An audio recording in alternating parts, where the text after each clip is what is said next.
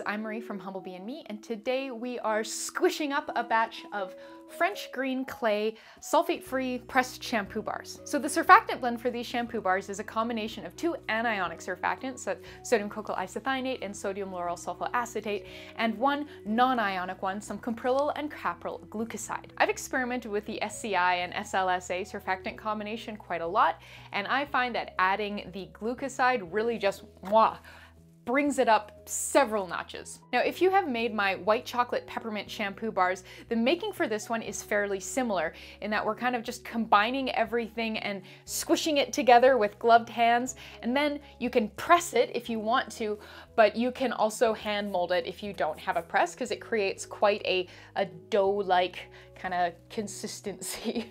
I will be using my bath bomb press from The Bath Bomb Press, which is located north of Calgary up in Edmonton, Alberta, to press these bars. I'm using their shampoo bar mold, and I'll make sure to link to both the press and the mold in the blog post linked in the description box below. You'll also find lots of other good stuff in the description box below, so there are now chapter links thanks to YouTube launching a new feature, and then you can click through to the blog post where you'll find everything written out, a lot more information on the formulation, information on substitutions, scaling, shelf life, and a whole lot more.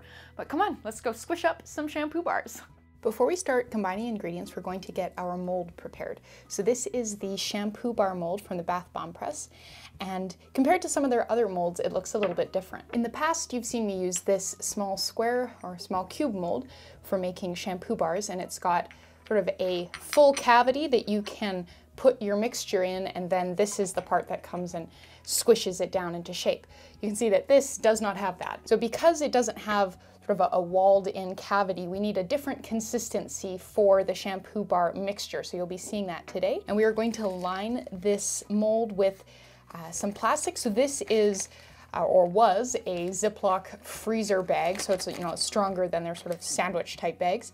And what we're going to do is just use an elastic band. There's quite a convenient little sort of divot around there for you to settle the band into. And you are going to want to pull up some of the plastic so it's not completely taut across the top, because we need to have give down into the cavity of the mold, of course. So we'll just do that with both halves of the mold. Okay, so that's that for prep, and we'll just set these aside until we're ready to start pressing. All right, so here are all of our ingredients, and I'm going to walk you through everything, and then I'm going to put my dust mask on and actually mix everything together, because we don't want to be inhaling powdered surfactants. It's unbelievably unpleasant. So in this little dish, we have 39.2 grams sodium cocoyl isethionate, and with a bit of a close-up, you can see that this is kind of a rough powder, sort of a rough granule. It's not a super fine powder, but it's also not, really big and chunky, and it's definitely not in little sticks. This is important, and we will talk about how to adjust the formulation if yours is a different format. You'll need 16.88 grams SLSa, sodium lauryl sulfoacetate. This is not the same thing as sodium lauryl sulfate. To learn more, please make sure you're looking it up in the Humblebee and Me encyclopedia, which is at humblebeeandme.com. In this little dish, we have 3.2 grams of iota carrageenan, and in this little dish, we have 4 grams of French green clay. So my first step is going to be putting all of these in this bowl and then stirring them together until the mixture is nice and uniform. And then we have our wet things, which get added to the dry things after they're uniform. So we have 4 grams of distilled water, 8 grams of Caprylyl and Capryl glucoside, 4 grams of Abyssinian oil, 0.4 grams of a fragrance or essential oil of your choice. So for this, I'm doing a blend of lavender and rosemary essential oils, which seems like a nice pairing with the French green clay, and then 0.32 grams liquid germall plus. That is our preservative. So now it is dust mask time.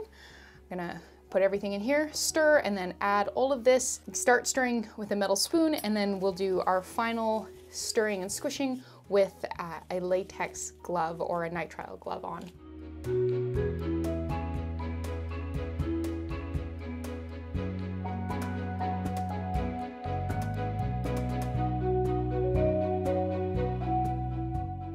Once the mixture has been thoroughly kneaded together and wetted out, and there's no more sort of floating dust particles, you can take your dust mask off. So you can see that the consistency here, this is like a really nice Play-Doh.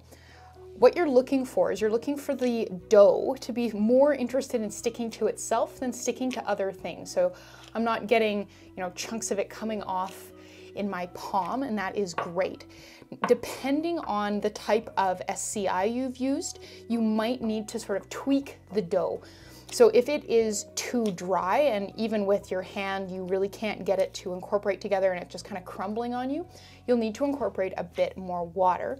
And if it's too sticky, if it's kind of sticking to your hands and really not wanting to hold together into a cohesive kind of doughy blob, you'll need to work in some more clay. The more surface area your SCI has, the more moisture you'll need. So if it's a really fine dusty powder, you'll need more water, or the smaller the surface area. So if you have a larger particle of SCI, so if you're using it in the sticks, for instance, or if you are using it in a chunkier powder, you'll need to incorporate more clay. But now we are ready to press this. So here is our mold. This is the top. It's got the like the screw hole to be screwed onto the plunger bit. As you can probably guess from the consistency of this dough, you do not need a press in order to make this bar. You can see that you could very easily, shape it by hand or squish it into a silicone mold if you wanted to. But if you want to use this mold from the bath bomb press, this is about the consistency of shampoo bar mix you need. I've tried using this mold with some of my other shampoo bar recipes, like the chocolate Rasool one, and because that's really quite a piecey, crumbly mixture, it ended up being very frustrating. You kind of pile a couple spoons onto this and then a bunch of them would fall off, and you'd press it and then you'd put a bit more on and you'd press it again and a bunch of it would fall off. Whereas this, we end up with a much nicer pressing experience because the shampoo bar is not trying to run away from us. And here we are with the press. So this is the bath bomb press out of Edmonton. So I'm going to start by screwing the top piece of the mold onto the plunger part. This will be the part that comes and stamps down. Once your top is on, and make sure you've kind of got the plastic sheeting up and away from the bottom of it, we'll pop the bottom bit on here as well, and then we are ready to press. We will get a bit of oozing as it presses, but no worries. So what I like to kind of do is just collect up these little bits into just a tiny little shampoo bar. You could also just smash them onto the top if you wanted to, but I really like that nice sort of smooth finish that we get from the pressing. Of course, if you were making multiple bars of shampoo, you would salvage these off and pop them back into the parent batch. Kind of peel that away from the mold and kind of dab up any of the sort of seam bits.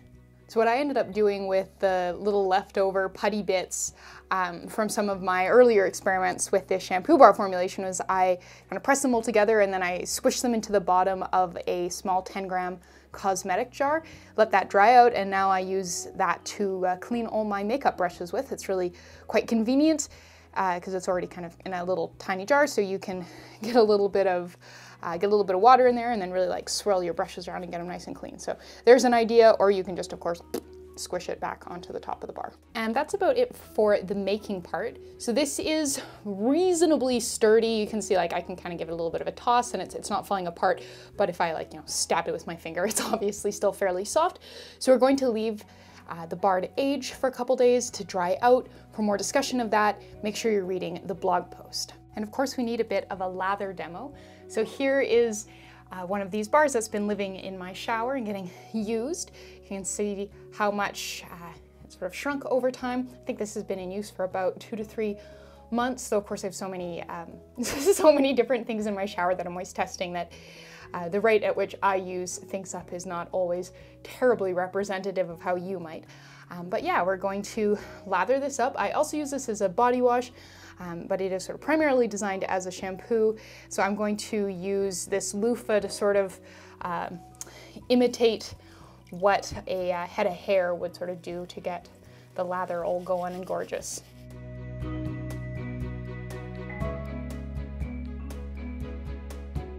You can see there that it's this really gorgeous, rich, dense lather.